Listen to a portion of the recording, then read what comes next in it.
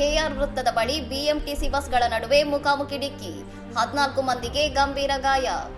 ಬೆಂಗಳೂರಿನ ಕೆಆರ್ ವೃತ್ತದ ಬಳಿ ಶನಿವಾರ ಬೆಳಿಗ್ಗೆ 2 ಬಿಎಂಟಿಸಿ ಬಸ್ಗಳು ಪರಸ್ಪರ ಡಿಕ್ಕಿ ಹೊಡೆದಿದ್ದು, ಈ ಭೀಕರ ಅಪಘಾತದಲ್ಲಿ 13 ಪ್ರಯಾಣಿಕರು ಮತ್ತು ಬಸ್ ಚಾಲಕ ಸೇರಿದಂತೆ ಒಟ್ಟು 14 ಮಂದಿ ಗಂಭೀರವಾಗಿ ಗಾಯಗೊಂಡಿದ್ದಾರೆ.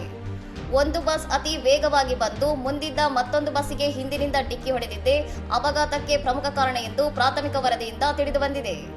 ಅಪಘಾತದ ತೀವ್ರತೆಗೆ ಬಸ್ನ ಮುಂಭಾಗ ಸಂಪೂರ್ಣ ಜಜ್ಜಲ್ಪಟ್ಟಿದ್ದು, ಚಾಲಕನ ಹಿಂದೆ ಕುಳಿತಿದ್ದ ಮಹಿಳೆಯೊಬ್ಬರ ಕಾಲು ಸೀಟಿನ ನಡುವೆ ಸಿಲುಕಿಕೊಂಡಿದ್ದರಿಂದ ಅವರನ್ನು ಹೊರತೆಗೆಯಲು ಸ್ಥಳೀಯರು ಹರಸಾಹಸ ಪಡಬೇಕಾಯಿತು.